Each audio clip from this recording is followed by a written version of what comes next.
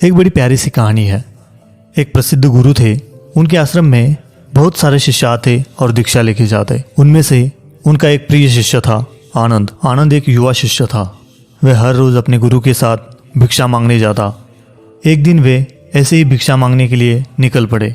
चलते चलते वे दोनों थक गए और पास ही में एक वृक्ष की छाया में बैठ गए।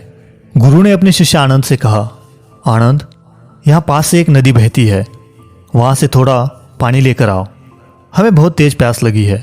गुरु की बात प्रमाण मानकर आनंद नदी के किनारे पानी लेने के लिए गया।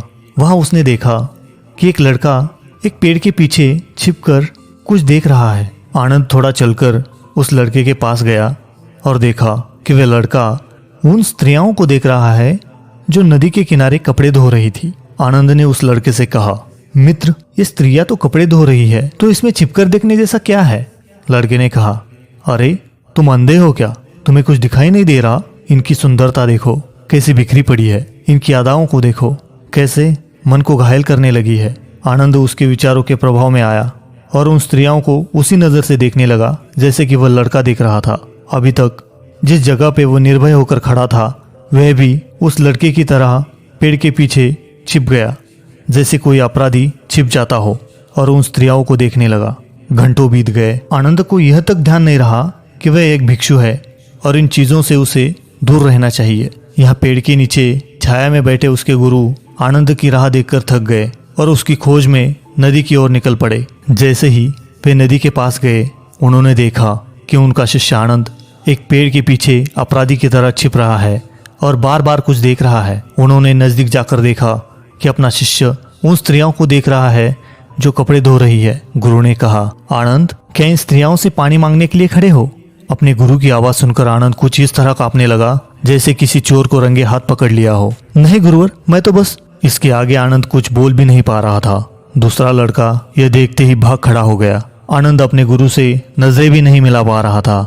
गुरु ने कहा, आनंद, तुम तो बड़े निर्भय थे, किंतु आज भय से कांप रहे हो। इसका अर्थ तुम्हारे विचारों में मलिनता आ चुकी है। तुम्हारे मन में वासना मुझे साफ दिखाई दे रही है। आनंद ने कहा, नहीं गुरुदेव, मेरा कोई दोष नहीं है। मुझे उस लड़के ने बहका दिया था।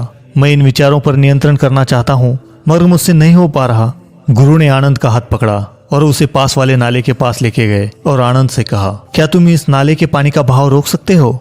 जी हाँ गुरुदेव, आनंद ने बड़े उत्साह से कहा, और उसने छोटे छोटे कंकड़ उठा लिए और नाले में डाल दिए। कुछ रेत उठा ली और बीचों बीच उसका बांध बना दिया और नाले के पानी का बहाव उसने रोक दिया। नाले का पानी कुछ देर तक रुका तो रहा, किंतु फिर रेत के ऊपर से निकलकर बहने लगा। आनंद ने फिर कंकड़ से छोटा सा बांध बनाया और कहा, हो गया गुरुदेव, पानी रुक गया। गुरु ने कहा, नहीं आनंद, जहाँ तुमने बांध डाला है उसके पीछे जाकर देखो। पानी अपना मार्ग कहीं और से निकालकर बहने लगा है। तुम उसे रोक नहीं पाए। अब क्या एक काम कर सकते हो? क्या तुम इस नाले का पानी इस बाजू वाले बगीचे की तरफ मोड़ सकते हो? आनंद ने तुरंत वह नाले का पानी बगीचे की तरफ मोड़ दिया। बगीचे में मुरझा गए छोटे छोटे पौधे उस पानी से ऐसे खिल गए मानो जैसे उसकी तरफ देखकर मुस्कुरा रहे हो। गुरु ने कहा, ठीक है, अब मेरे साथ चलो। और गुरु उसे फिर से उस नदी की तरफ ले गए और कहा, क्या तुम इस नदी के बहाव को रोक सकते हो? आनंद ने कहा, यह कैसे हो सकता है गुरुदेव? ये तो नामुमकिन है। यही तो तुम्हें समझना है आनंद। जैसे छोटे छोटे नाले मिलकर नदी का विशालकाय प्रवाह बनता है, उसी तरह हमारे मन में भी विचारों का बहाव बढ़ते बढ़ते इतना विशालकाय होता है कि उन्हें रोकना अशक्य प्राय हो जाता है।